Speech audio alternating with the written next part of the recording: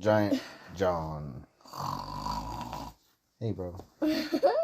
Snoring like a giant over there. Giant John. Long ago, in the enchanted forest, there lived a large giant named John. The fairies who lived in the forest played magic dancing music for John. He had to dance and could not stop until the music stopped. The dancing made John's big feet hurt, but he thought it was great fun. In the evening, he would pick a bouquet of trees to take them home to his mother. One night, his mother began to cry.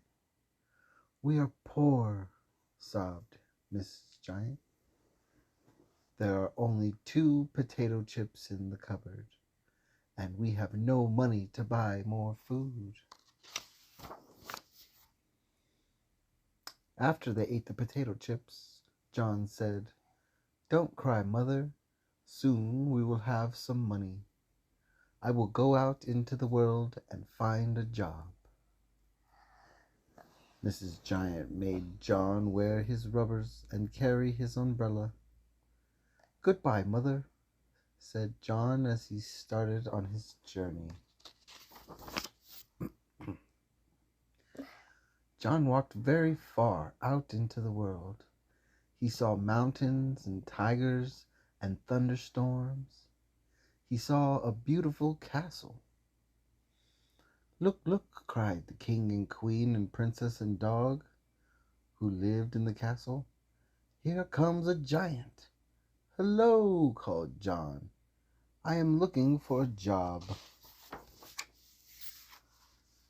"Stay a while and work for us," said the king.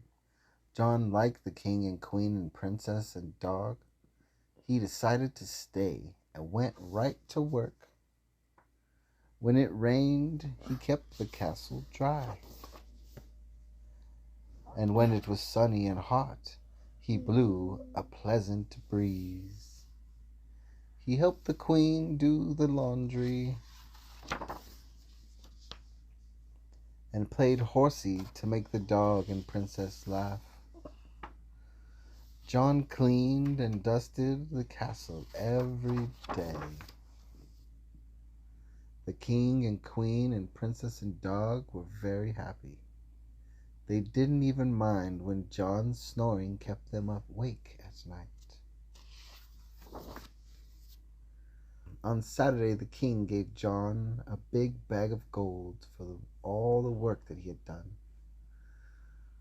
"We'll have a picnic lunch before you go home," said the queen. Suddenly a cloud of fairies appeared. They were John's friends from the enchanted forest. "We missed you, Giant John," they said. "There is no one to dance to our magic music. We came to play for you." He was just eating a banana. Relax.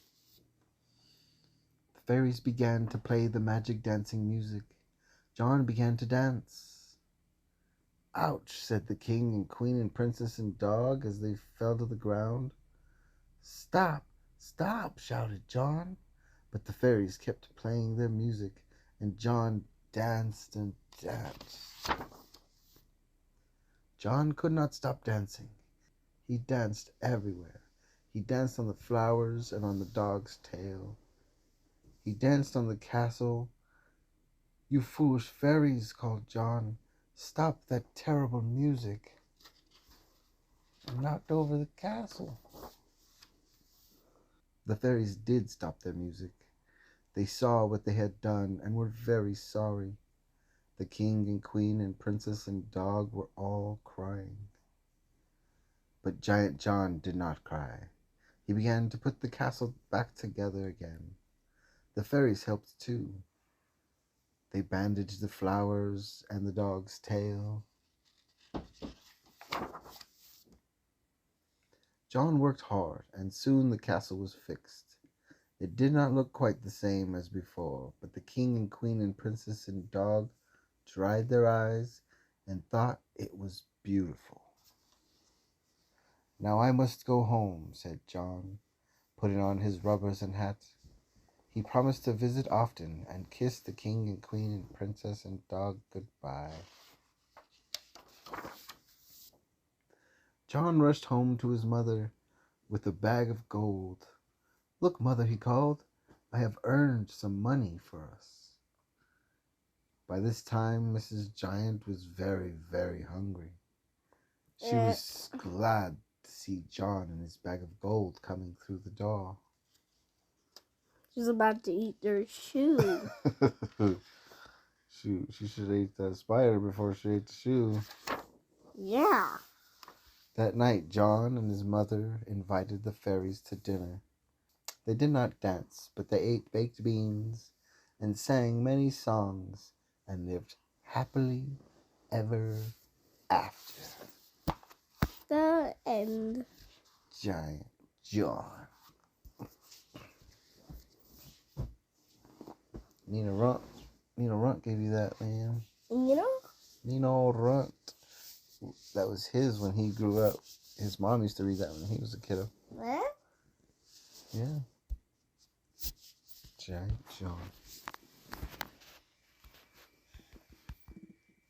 And dragons love tacos too.